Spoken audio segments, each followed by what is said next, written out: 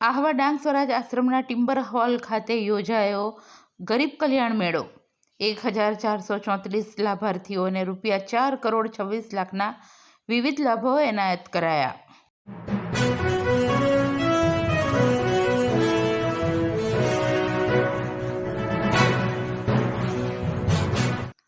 જનકલ્યાણના સેવા યજ્ઞ માટે સમર્પિત સતત કાર્યશીલ ગુજરાત સરકાર દ્વારા હાથ ધરાયેલી ગરીબ નિવારણ કાર્યક્રમ અંતર્ગત આયોજિત ગરીબ કલ્યાણ મેળો આહવા ડાંગ સ્વરાજ આશ્રમના ટિમ્બર હોલ ખાતે યોજાયો હતો।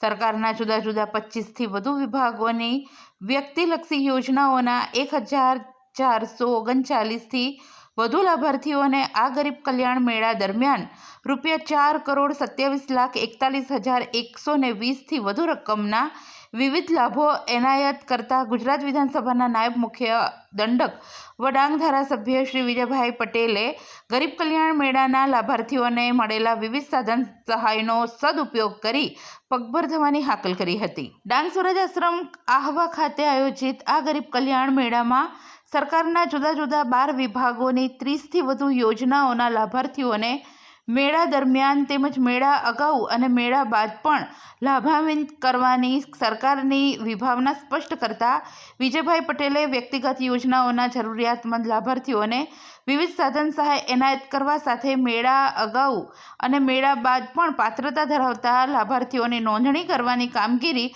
અવિરતપણે ચાલી રહી છે। ત્યારે આજના આ ગરીબ કલ્યાણ મેળા દરમિયાન મુખ્ય સ્ટેજ પર અને પેટા સ્ટેજ ઉપરથી એનાયત કરાયેલા વિવિધ લાભો ઉપરાંત આ મેળા અગાઉ 7,504 લાભાર્થીઓને કુલ ₹8,58,62,499નો લાભ એનાયત કરવામાં આવી ચૂક્યો છે। જ્યારે મેળા બાદ પણ આજની તારીખ સુધી કુલ નોંધાયેલા 850 લાભાર્થીઓને અંદાજિત ₹2,65,65,696ના વિવિધ લાભોનું વિતરણ કરવાનું આયોજન ઘડી કાઢવામાં આવ્યું છે।